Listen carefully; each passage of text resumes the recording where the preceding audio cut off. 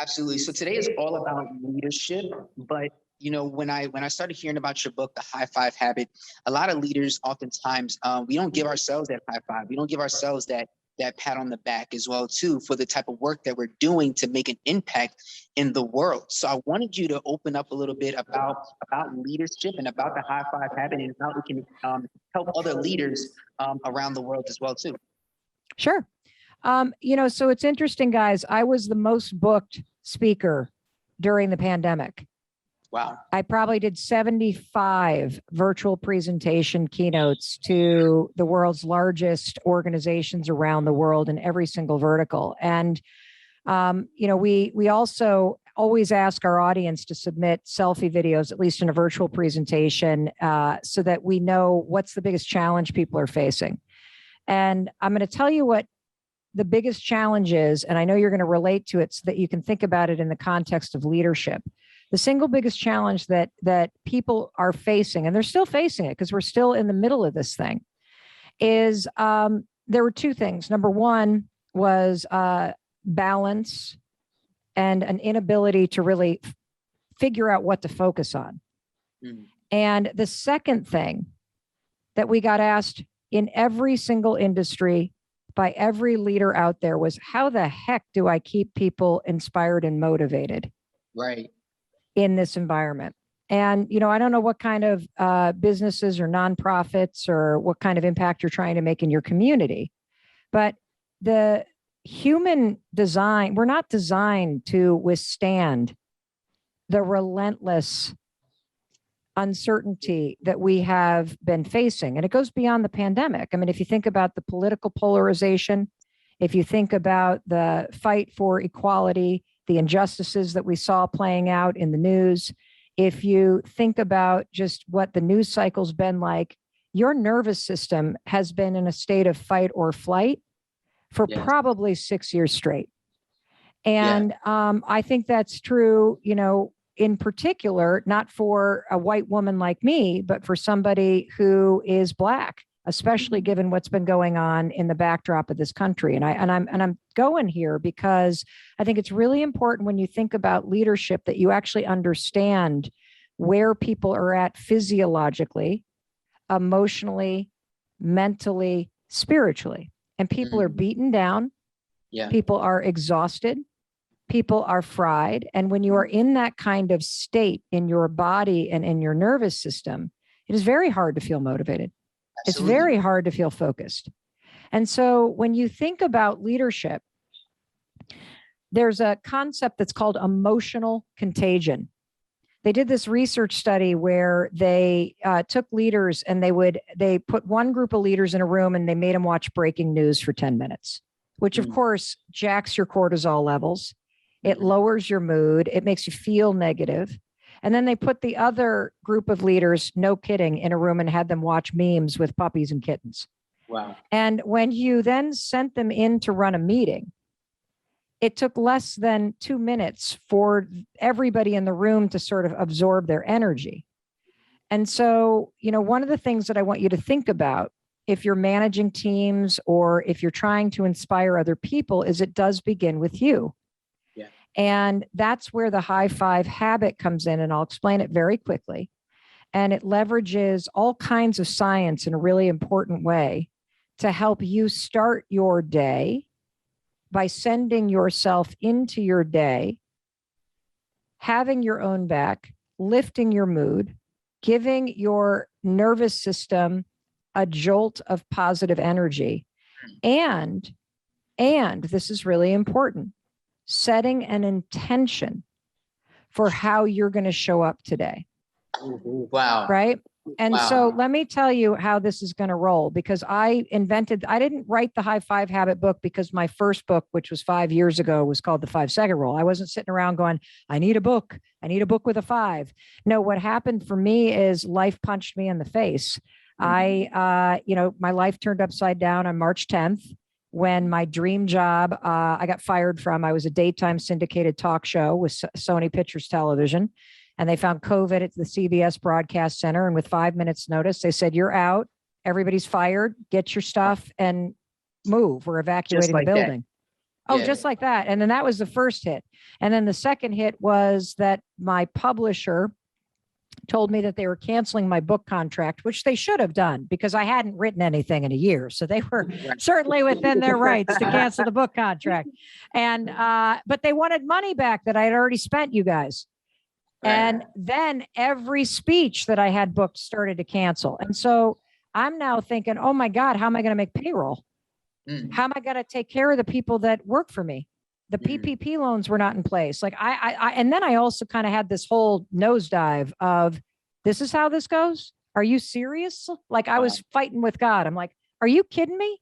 Yeah. A decade ago, I'm $800,000 in debt. I claw myself out of it. I build a business. I'm a decent, kind person. And now it's all going away.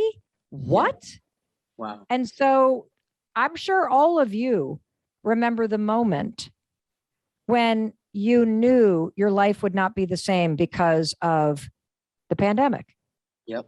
Whether it was the kids coming home or the office closing, or you can't go see your grandparents or your parents or whatever it was. And, you know, it doesn't even really matter what the backdrop is, because in April of 2020, I woke up with a very familiar feeling, and I'm sure each and every one of us can relate to it. And that very familiar feeling is this: I'm overwhelmed by my life. Like I can't handle one more thing. Yeah. I don't know how I'm going to get through this. Yes. And, you know, how many of you can relate to this where you're like, please, can somebody just take care of this for me? Like, why am I last on why is everybody relying? Like, I can't deal with this anymore. Yeah. And so I dragged myself into the bathroom. Honest to goodness, this is what happened, April 2020. And I'm standing in front of the mirror and my attitude is in the gutter. And I catch a glimpse of my reflection and I think, oh my God, you look like hell. And then there's this habit, everybody, that we all have. Every human being on the planet has it. And I'm on a mission to teach every human being on the planet to break it, because it is the secret to everything. Yeah. And the habit that you have right now, I didn't even realize I had this, is that every morning in the bathroom, you do one of two things. You either ignore the human being that's standing in the mirror, or you pick them apart. This is how everybody's day begins. We talk about meditation and gratitude and prayer and all these amazing things that help, and exercise and drinking the kale smoothie. But none of those things address the habit that is actually holding you back, which is a habit of rejecting yourself or picking yourself apart. Wow. And what happened for me that morning is I started to engage in it. Oh, there's a dark circles, my saggy neck, one boob hanging lower than the other. You got up too late. You're never going to get through the to-do list. You screwed this up. You didn't like, just the pile drive starts. And it's so familiar that I doubt you even realize how often you're doing this to yourself. And I don't know why I did it, because it sounds really dumb, everybody. And I think you can tell. I am not the kind of person that minces words. Yeah. I am not here to like sell a bunch of fluff. I am cynical. I'm resigned. I'm a little doubtful about things, especially after the last 6 years. Yeah. But for whatever reason, I literally found myself raising my hand and high-fiving the woman I saw in the mirror. There it is. And I think it was God. I think like right now, that was divine intervention. It was like, okay, she's ready now. Drop it in now. She's ready to take this out now. The world needs this now. Okay. And we're going in with the high five. And something shifted, everybody. And so I started doing this for about a month. As cheesy as it sounds, I'd send myself into my day with a high five. Now, let's stop for a second. If you think about your favorite sports team, how do they begin any game worth playing? High-fiving. Yeah, they do not stand around a huddle and go, Meg, sorry, you blew it last time, and today's going to be terrible. And Kenny, I don't know, man, you're really disappointing me today, and you're never going to get there. We're never, we might as well quit right now because I'm never going to, like, you don't do that. You actually pump each other up. And so, it makes sense. Why wouldn't you start your day? There's research from Harvard that says if you as a leader literally just take less than a minute and you set an intention for your day, It changes your focus. It changes your productivity. It actually changes your ability to show up and impact people. Right. I want you Right. to aim that research at yourself. And every morning when you stand in front of the mirror, first of all, I want you to realize how hard it is for you to look at yourself without picking yourself apart. Just be with a human being that's staring back at you, because there's two people in the bathroom. There's you, and there's a human being in the mirror who's trying, who needs your support, who needs you to be a little bit kinder, who needs you to start pointing out the positive instead of focusing on the negative. Yeah. They need you to wake up. Yes. And realize that they are there. That is your soul staring back at you, and you ignore them. I've been doing the same thing. Can I say this now? Yeah, please. Can I say this? I believe that, and guys, can you mute that main computer, because I still hear a little feedback here. Thank you. I believe that there are so many people that are awake, but they're not getting out the bed. You know, like when your body is just like so tired and you're like, I don't feel like getting up. And the reality is that you've got people to serve and you got company coming. And the company that's coming is life that's about to knock on the door. And you know life is about to come, but your eyes are awake and you don't want to get out the bed to actually move and make it happen. You don't want to get yourself together. You don't want to get yourself dressed, get yourself fly, whatever the case may be. And 5 minutes when, you get that call, life is coming, you then want to get out the bed. By then it may be a little bit too late. So I think the intention of what you talk about, means so much, because we actually spoke about intention earlier in today's talk, and how, and I'll pass it back to you after this, where Jerry Jones of the Dallas Cowboys is very intentional about his brand. And the reason why is because he does a press conference with the local press. He doesn't have to. He's a billionaire. He doesn't have to do a press conference to give more information about his brand to, other media, or he'll do a weekly radio show. Hold on a second, Kenny. I actually think it goes deeper than that. So I just saw Wendy say that it's brain fog. Yeah. I actually think the reason why you have brain fog, Wendy, is because you're not designed to withstand this level of uncertainty. Come on. Your nervous system is fried, and that impacts your brain's ability to focus. And so what I'm going to teach you guys very quickly, because I only have 5 more minutes before I got to jump onto my next interview. We're in the middle of this huge PR tour. So I wanted to hop in and say hi to my friend Kenny here. Yes. So let me just teach you how to do this. So first things first, do not lie in bed. It's the worst place for you to be. Use the 5-second rule, count backwards, 5, 4, 3, 2, 1, get up. That's number 1. Number 2, you're going to start your day with a high five to your heart before you actually even high five the mirror. You're going to put your hands right here in the center of your chest, everybody. We're going to do this right now. Take a deep breath with me. Then you're going to repeat these sentences. Right after I say them, I want you to say them to yourself as you press into the center of your chest. You're going to say, I'm okay. I'm okay. I'm safe. I'm safe. I'm loved. I'm loved.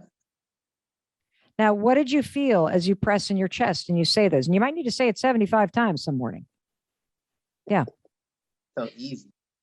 Yeah. Well, what you're doing, everybody, is you're using science So you have this thing called a vagus nerve that runs from your seat all the way through every major organ, through your vocal cords to the top of your head.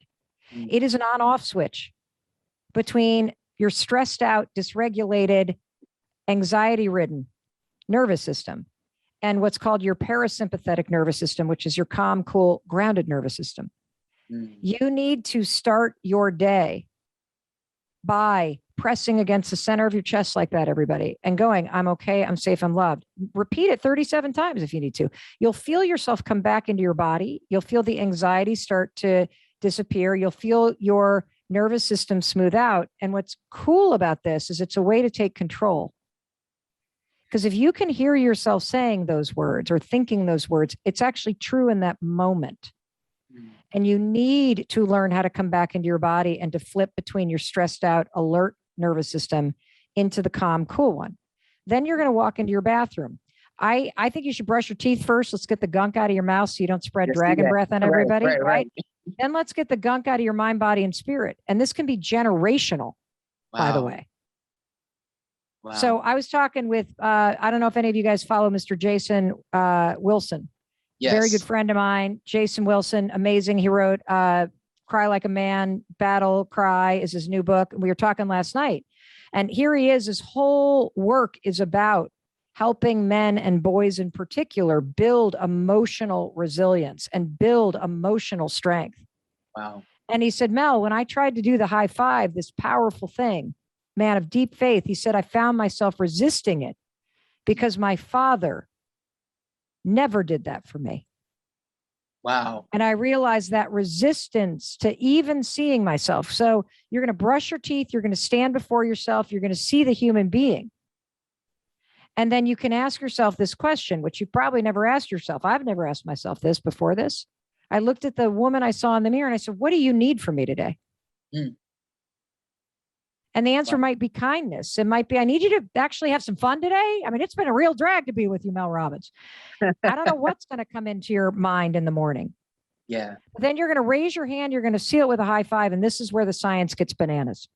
So Kenny, whenever you've high fived somebody in your life, what is the high five meant? Congratulations, a reward.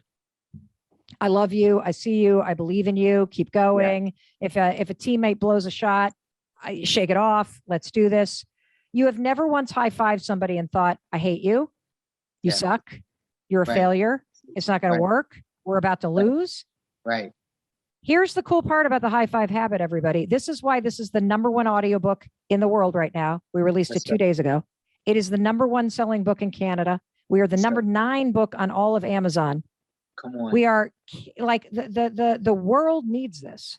Yes. When you go to raise your hand to your own reflection, your critic silences and your brain grabs the programming that's already in your mind associated with a high five. Mm. It also gives you a drip of dopamine. It also has your nervous system give you a jolt of celebratory energy because your brain does not know the difference between high-fiving somebody else or high-fiving yourself. So you receive for free in less than 5 seconds the benefit to your own reflection. And over time, what happens is you actually reset and reprogram your entire mind. So if you want to make an impact on people, first start with yourself because your relationship with yourself is the foundation of every relationship that you have. Ground yourself by giving your heart a high five. And then walk into the mirror and see the human being in there and ask yourself, what do they need from me today? And then raise your hand in defiance of all the garbage that you've dealt with in your life, all the judgment you've thrown at yourself, all of the issues that you have facing, and send yourself into your day with the energy and the dopamine and the rock solid resilience of knowing that no matter what happens, if the tech screws up and there's a lot of microphone feedback, doesn't matter. Doesn't matter. Because Kenny still knows that Kenny has his own back. That's right. Kenny's still going to cheer for Kenny. That's right. Kenny knows he's trying. That's Kenny right. knows he's worth supporting. That's what that high five says. That's why you need to do it. That's but right. Kenny, I hope that was what you were hoping for. That was amazing. Thank you so much. Awesome. Thank you so much. Ladies and gentlemen, give it up for Mel. Give it up for Mel. Thank you, everybody. Thank you, everybody. And by the way, we have a free challenge that starts Monday. Just go to high5challenge.com. The number 5, the 5 challenge.com. Get in it. It's free. I'm leading it. There are all kinds of crazy, amazing guest speakers that are jumping in. We already have 50,000 people registered in it. We're going to get to 100,000 by Monday. It is going to be so positive. We're going to rocket you so high, you're going to need a parachute to get back down to the ground. Let's go. Let's go. Kenny, Meg, thank you, everybody. The book is here and everything, Mel. So thank you so much. I grabbed the book. I'll be and I'll take some pictures and everything with it posted on. Let's go. Listen, Mel, can you do me one more favor? Can you repeat after me? Yeah. When we change the mind, When we Say change with the mind, when we change the change- mind, we change the game. we change the game. When we change the I- mind, we change the game. I love it. Let's go. Let's go. Let's go, everybody. All right. High five. We'll see you later. Hey.